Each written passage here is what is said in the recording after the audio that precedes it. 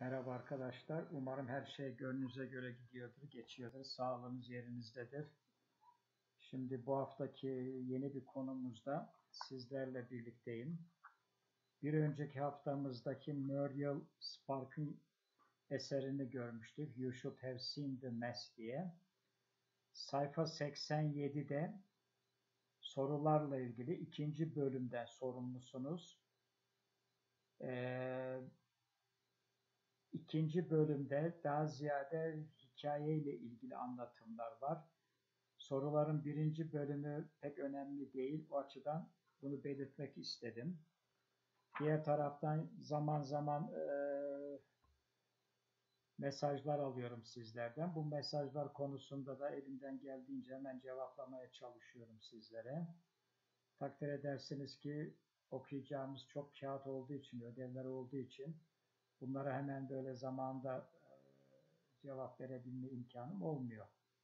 Şimdi bu haftaki dersimizin konusu ise Lamb to the Slaughter diye çok ilginç bir konu var. Glossary'e baktığınız zaman da birazdan da göreceğiz eser içerisinde.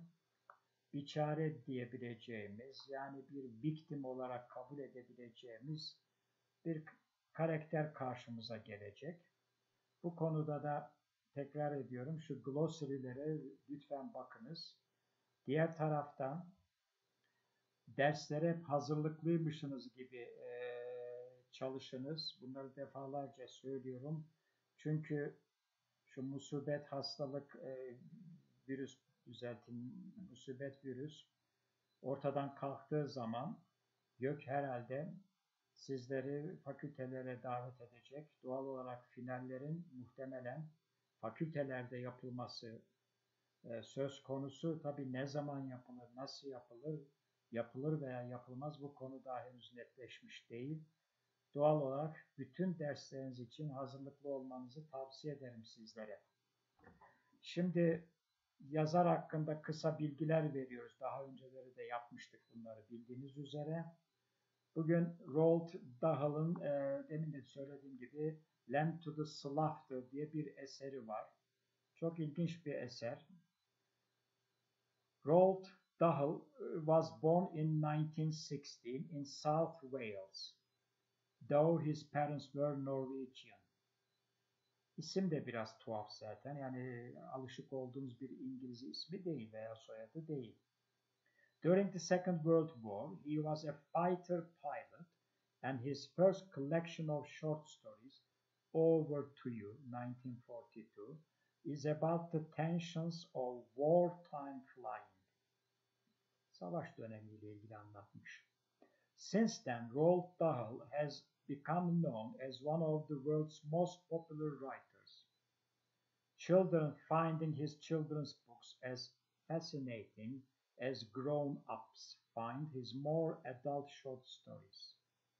Çocuklar için de yazıyor dikkat ederseniz, öbür taraftan yetişkinler için de eserler ortaya koymuş.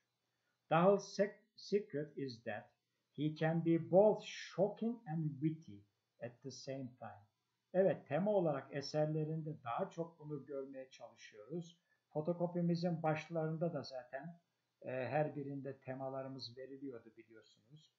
Burada da crime olarak daha çok karşımıza bir tema çıkacak. Dolayısıyla hem bir shocking diye insanı şoka sokan hem de biraz böyle witty diyebileceğimiz akıl üstü bir ifadeleri söz konusu yazarda. And few can match his mastery of the unexpected ending.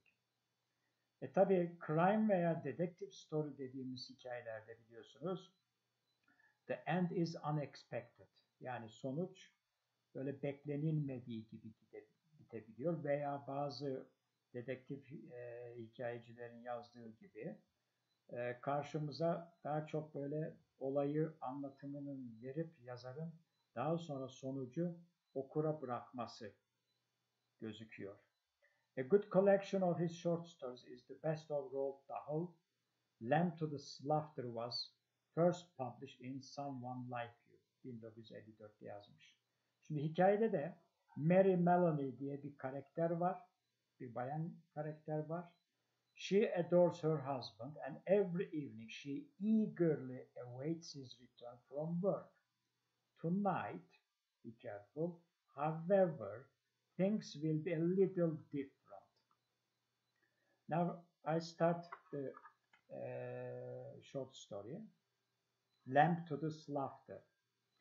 The room was warm and clean, the curtains drawn, the two table lamps alight, hers and the one by the empty chair opposite. So Mary Melanie just organized the table, the dinner table, for her husband. And as you can imagine and see that, a detailed description is given again. The room is warm and clean, the curtains are drawn, and the two lamps were lighted. She put one chair for herself and one chair, empty chair, for her husband. On the sideboard behind her, two tall glasses, soda water, whiskey, fresh ice cubes in the thermos bucket. So everything is ready for her husband to come home at night and have their dinner. Mary Melanie was waiting for her husband to come home from work. Now and again, she would glance up at the clock. She watches the clock, but without anxiety, merely to please herself with the thought that each minute gone by made it nearer the time when he would come. So in a way, she is counting each minutes on the clock, at the clock, and she is ready for to meet with her husband. There was a slow smiling air about her and about everything she did. The drop of the head as she bent over her sewing was curiously tranquil. Her skin, for this was her 6 month with child, had acquired a wonderful translucent quality.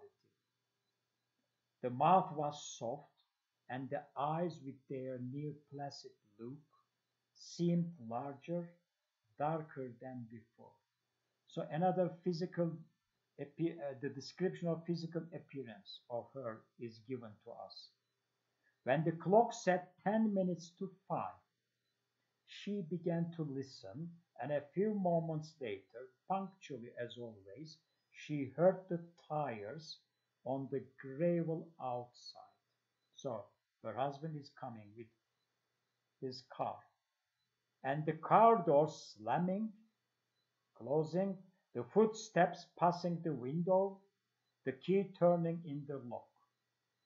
She laid aside her sewing, stood up, and went forward to kiss him as he came in. So her husband is finally at home. "Hello, darling," she said. "Hello," he answered. She took his coat and hung it in the closet. Then we can easily understand that she does her routine daily works when her husband comes home. Then she walked over and made the drinks, a strongish one for him, a weak one for herself. Again, routine doings. And soon she was back again in her chair with the sewing. So here we can understand that she sometimes does sewing, and he in the other, opposite, holding the tall glass with both his hands, rocking it so the ice cubes tinkled against the side.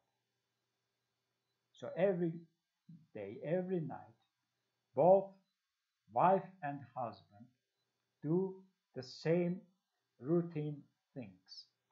For her, pay attention, this was always a blissful time of day. She is so happy that when her husband comes home after work. She knew he didn't want to speak much until the first drink was finished.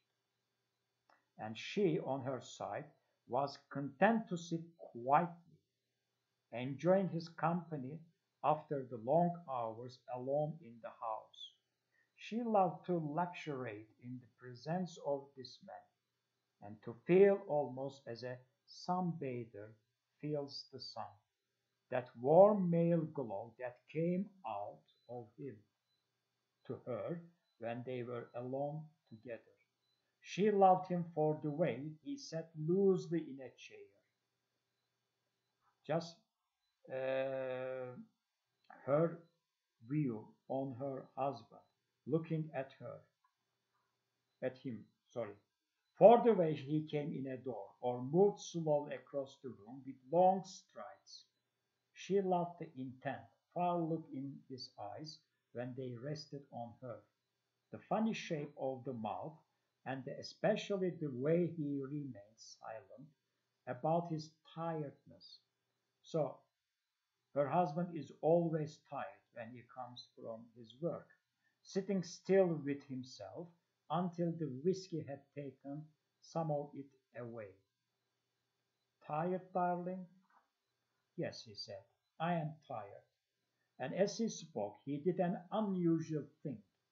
He lifted his glass and drained it in one swallow, although there was still half of it, at least half of it left. She wasn't really watching him, but she knew what he had done, because she heard the ice cubes falling back against the bottom of the empty glass when he lowered his arm.